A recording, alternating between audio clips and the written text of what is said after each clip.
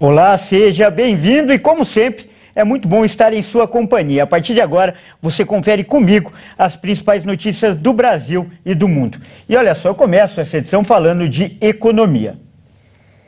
A venda de veículos cresceu em agosto na comparação anual. Segundo a FenaBrave, mais de 200 mil unidades foram vendidas no mês passado. A venda de veículos no Brasil subiu 20,68% em agosto, em comparação com o mesmo período do ano passado. Quase 208.500 novos carros, vans, ônibus e caminhões foram vendidos este mês, enquanto em agosto de 2021 foram cerca de 173 mil vendas de veículos. Ainda de acordo com a Federação Nacional da Distribuição de Veículos Automotores, ao considerar motos e outros veículos, os emplacamentos registraram alta de 12,6% em agosto, totalizando 346.505 unidades. Segundo a FenaBrave, os bons resultados indicam que o mercado está atingindo o equilíbrio entre oferta e demanda. E o resultado positivo aponta uma clara tendência de recuperação dos emplacamentos no Brasil. E ainda sobre economia, o governo afirmou que vai cobrar uma multa diária da concessionária que não reduzir o valor da conta de luz. O Ministério da Justiça informou que vai cobrar multa diária de R$10 mil das concessionárias de energia elétrica que não reduzirem o imposto sobre circulação de mercadorias e prestação de serviços na conta de luz. O projeto complementar, que limitou a 17% ou 18% a cobrança do ICMS sobre a energia elétrica, foi sancionado em junho, mas não houve o desconto do percentual por parte de algumas unidades da federação. A determinação faz parte do esforço para garantir apoio econômico, principalmente para a população de baixa renda. As empresas devem parar de incluir os serviços de transmissão e distribuição de energia, além dos encargos setoriais, na base de cálculo do ICMS na fatura emitida ao usuário final. O Ministério afirmou que não é justificável a base de cálculo contendo as tarifas, já que o fornecimento de energia foi definido como item essencial. Com isso, as concessionárias terão que comprovar o cumprimento da medida, apresentando até o 5º dia útil do mês seguinte ao ciclo de medição, um exemplo de fatura enviada aos consumidores. E a produção industrial subiu 0,6% em julho, após cair 0,3% em junho deste ano. Os dados são da pesquisa industrial mensal e foram divulgados hoje pelo IBGE. Mesmo com desempenho positivo, o setor ainda se encontra 0,8% abaixo do patamar pré-pandemia em fevereiro de 2020 e 17,3% abaixo do nível recorde alcançado em maio de 2011. Na comparação anual, a queda foi de 0,5% e a perda acumulada no ano é de 2%. Em 12 meses, a indústria acumula retração de 3%. De acordo com a pesquisa, apesar da perda acumulada no ano, é possível observar melhora ao longo do período. O setor industrial vem mostrando uma maior frequência de resultados positivos em 2022. São 5 meses de crescimento em 7 oportunidades. Nesses resultados, observa-se a influência das medidas governamentais de estímulo e que ajudam a explicar a melhora registrada no ritmo da produção. Mas vale destacar que, ainda assim, a produção industrial não recuperou as perdas do passado. E eu falo de notícias internacionais agora. As Nações Unidas ressaltaram nesta sexta-feira que é crucial uma investigação detalhada sobre o ataque à vice-presidente da Argentina, Cristina Kirchner. O episódio chocou a comunidade internacional. Um homem foi preso após apontar e atirar contra o rosto da ex-presidente do país sul-americano. A arma não disparou, apesar de ter sido acionada pelo suspeito que nasceu no Brasil e é filho de mãe argentina e pai chileno. Nesta sexta-feira, a ONU disse ser fundamental uma investigação. Claro que estamos cientes e chocados com os relatos que vimos. É crucial que uma investigação seja realizada sobre o que aconteceu e como aconteceu.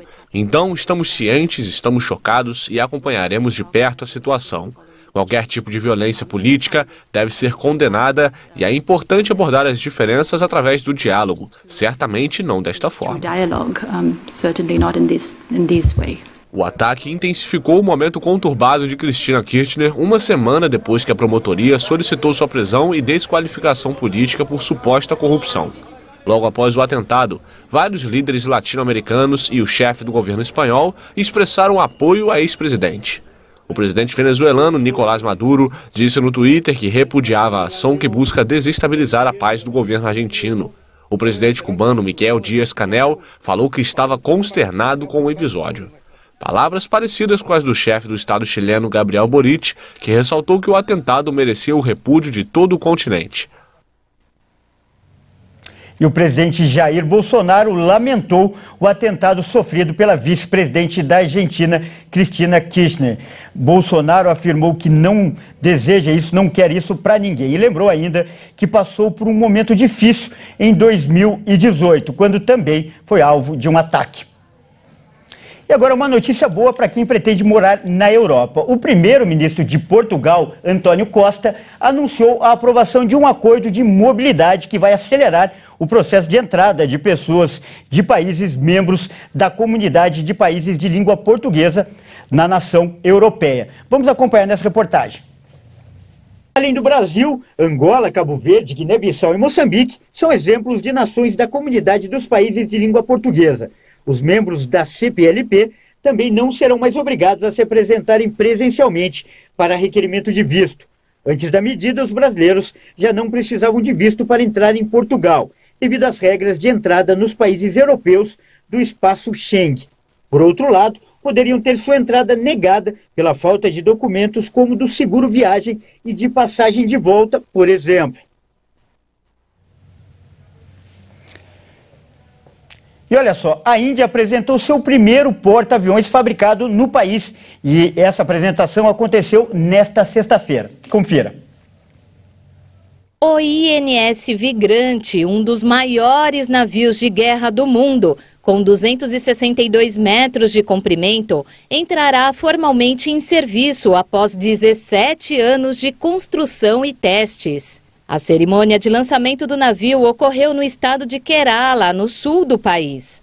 O INS Vigrante, que terá cerca de 1.600 marinheiros, foi comprado em segunda mão da Rússia, que há muito é um dos principais fornecedores de armas de Nova Delhi. O governo indiano está tentando limitar a dependência do país de compras militares estrangeiras e construir uma indústria nacional de equipamentos de defesa em meio à preocupação com a crescente presença da China no Oceano Índico.